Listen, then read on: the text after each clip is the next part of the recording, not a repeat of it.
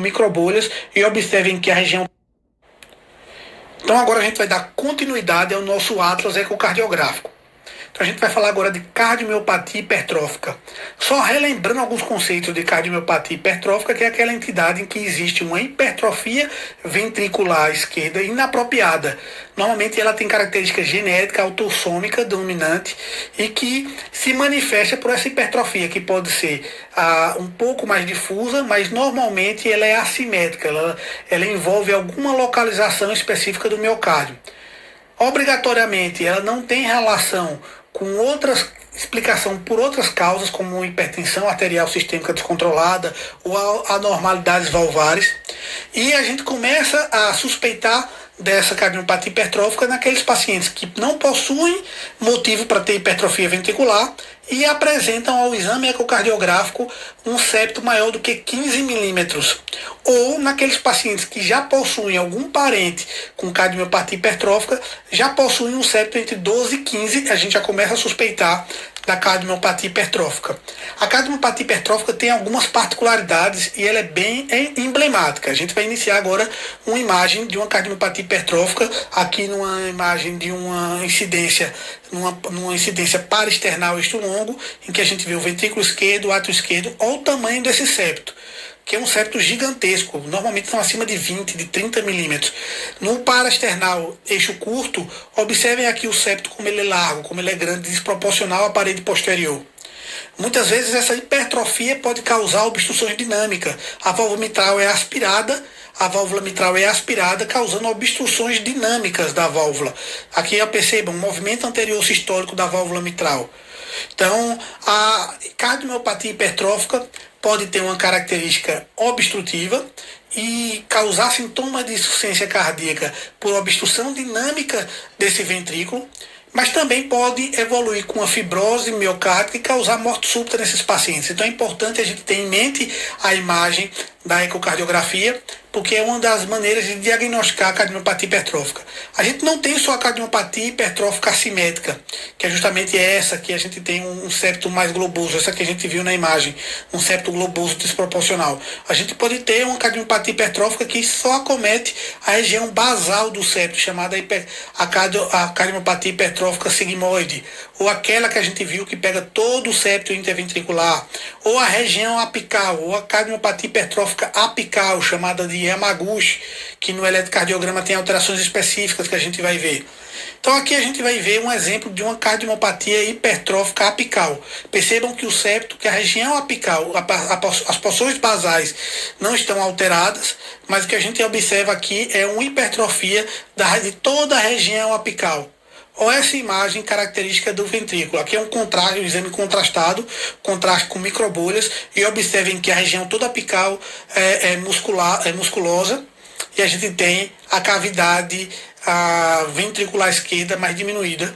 E quando a gente utiliza o contraste ecocardiográfico, a gente consegue exacerbar mais essa imagem. Percebam aqui, a região médio apical toda acometida da cardiomiopatia hipertrófica. Quando a gente vai avaliar o eletrocardiograma desses pacientes, a gente tem essa T negativas, sinais de hipertrofia ventricular com T negativas bem profundas. Então, a partir disso, a gente pensa na cardiomiopatia hipertrófica apical, chamada também de Yamaguchi.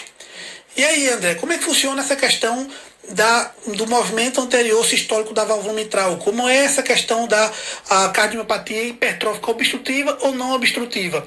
Às vezes você pode ter uma cardiomiopatia hipertrófica em que, apesar da hipertrofia, pode evoluir com disfunção diastólica, mas não apresentam obstrução da via de saída, ela não obstrui a via de saída.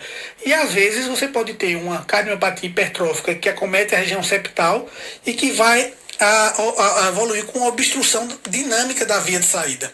Como é que essa obstrução dinâmica acontece? Não é uma estenose aórtica, mas funciona como fosse. Então a gente tem aqui um septo, a gente tem uma via de saída. Quando você tem uma hipertrofia desse septo, existe um estreitamento desse septo, causando um aumento de velocidade, de fluxo. Esse aumento de fluxo aqui causa um efeito Venturi. Então o sangue, quando passa, ele aspira a válvula mitral. Ele aspira o folheto anterior da válvula mitral e aqui meio que obstrui. Então você está vendo aqui que a válvula mitral toca no septo, causando uma obstrução. E quando ele aspira essa válvula mitral, ele faz com que não apresente coaptação. E muitas vezes esse movimento anterior sistólico evolui com insuficiência mitral importante. Então observem aqui, ó, ele aspira essa válvula mitral, a válvula mitral toca no septo interventricular, causando uma obstrução ao fluxo aqui, obstrução dinâmica, e muitas vezes também causa um refluxo mitral importante, porque como ele aspira aqui, ele abre a válvula mitral que deveria estar fechada, e muitas vezes aqui ele causa uma insuficiência mitral. Então o paciente pode evoluir com dispneia pela disfunção diastólica, ele pode evoluir com piora da dispneia por uma obstrução dinâmica da via de saída, e ele pode evoluir com piora da dispneia por um aumento da insuficiência mitral. Então todos esses mecanismos estão associados. Então aqui a gente vai observar como a gente avalia o movimento anterior sistólico da válvula mitral. Então observem aqui, ó, existe um efeito Venturi, a válvula mitral é aspirada e ela toca no septo interventricular. Aqui, ó, tá vendo ela tocando no septo interventricular. Isso aqui ele causa uma obstrução dinâmica e o refluxo mitral. Causa uma insuficiência mitral importante. Então aqui no eco transesofágico, a gente observa mais uma vez a obstrução dinâmica da via de saída, causada por cardiomiopatia hipertrófica obstrutiva, e a gente vê aqui que a válvula aórtica não tem obstrução. A válvula aórtica abre de forma adequada, mas pode funcionar como uma estenose aórtica funcional.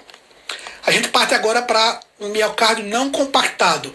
O miocárdio não compactado, na embriologia, nós temos um miocárdio normalmente não compactado, mas com o passar do amadurecimento do nosso ventrículo, a área não compactada se compacta e a gente evolui de forma normal. Alguns pacientes podem evoluir com não compactação dessa área. E a gente dá o diagnóstico quando a gente mede a área compactada e a gente faz uma relação da camada não compactada com a camada compactada maior do que 2 na sístole final.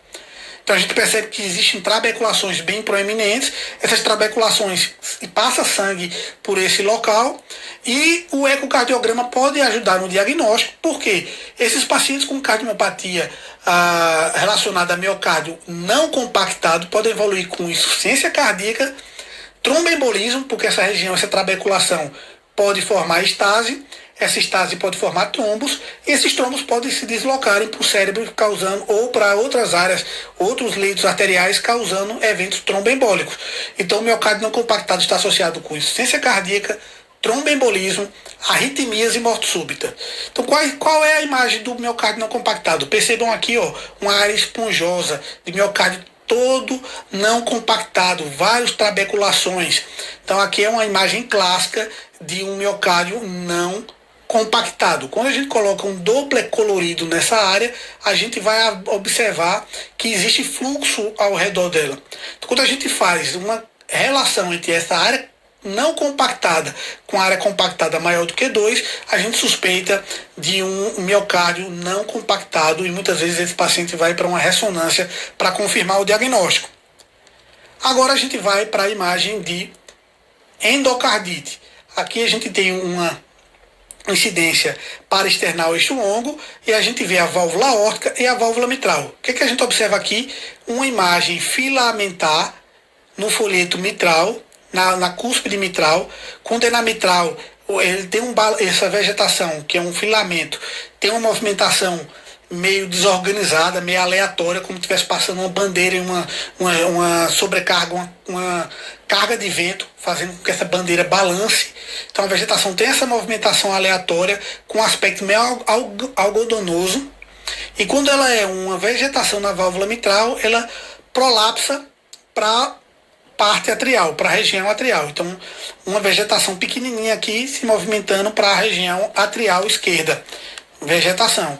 E na válvula aórtica também pode apresentar uma endocardite de válvula aórtica. Percebam que existe grudado às válvulas da válvula aórtica algumas imagens filamentares múltiplas com movimentação aleatória e com aspecto algodonoso, e que quando é na válvula aórtica, ela se movimenta em direção ao ventrículo, a cavidade ventricular. Então, vegetação na válvula aórtica se movimenta em direção ao ventrículo, enquanto a endocardite ou vegetação da válvula mitral se movimenta para o ato esquerdo. Já houve questão já ocorreu uma questão que mostrava justamente essa imagem e perguntava o que era, basicamente.